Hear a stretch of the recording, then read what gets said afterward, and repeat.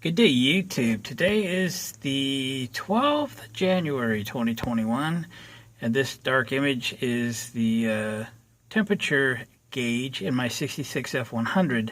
And I noticed today, because today was the first time I'd let it run enough to warm it up, and the gauge never moved. So it's just a little video. We're going to diagnose what's going on here and figure out what it's going to take to make that gauge work.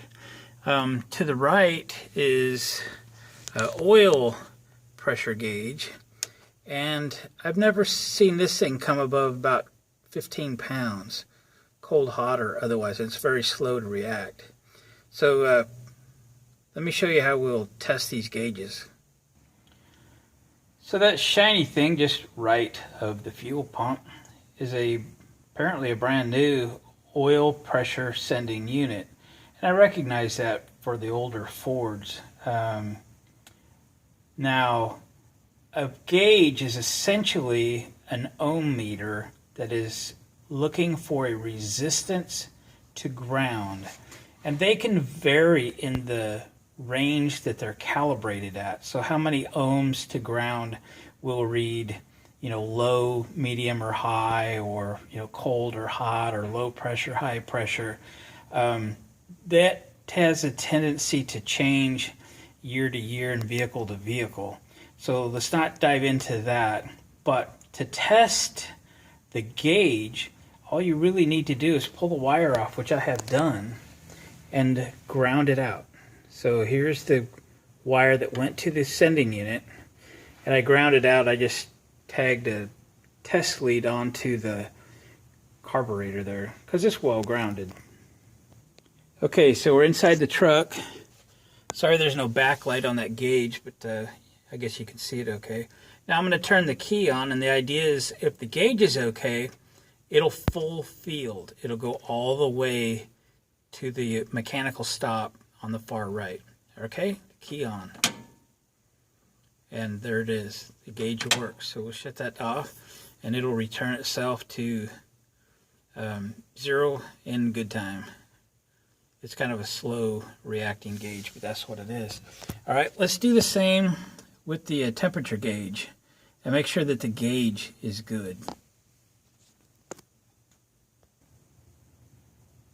Okay, so I pulled the wire off the sending unit, which is buried in behind. You could barely see it back there, behind the distributor on this 302. And let's do the same test by turning on the ignition switch and making sure the gauge goes full field. Okay, ready? Key on. And there we go. Which is great news because our gauges are working. So any issues we have is with the sending units. So in the vise I have a sending unit. It's just one out of my drawer. I did not pull the sending unit off that truck. I'm going to replace the intake manifold here in just a couple of days, so I'll deal with that at that point. But this is a sending unit that I have no idea what it's out of, but this is a way to test the sending unit to see if it functions. Is it calibrated accurately? That's a story for a different day and probably for somebody else. But usually they either work or they don't work. So watch the meter on the left. I'm using an analog meter to give you more of a feel of a sweep of a gauge. And if it isn't completely melted, I set a piece of ice right here. So I just have a small piece of ice. Now watch the gauge as I apply the ice to the sending unit.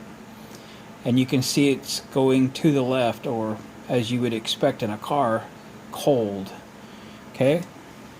So get my little torch. We'll fire it up, apply a little heat to it, and then watch it rise. You don't want to get that thing super hot because it's really designed to work in, 200, 250 degree environments, but there she goes. Okay. So this sending unit is functioning. Is it completely accurate? We're putting ice back on it now. Maybe, maybe not, but it's pretty close. It's pretty close. So what I'm going to do now for my 66 F100 is order up proper sending units for that truck. So what are we buying? The engine in that thing's out of a 70-something Ford, and it may have sending units on it that are correct for a 70-something Ford, and who knows what they're calibrated for. Who knows the resistance they want to see, you know, for a low, medium, high kind of deal. And who knows what this is out of. I mean, I don't know. It's just in a box of stuff I've had it for years.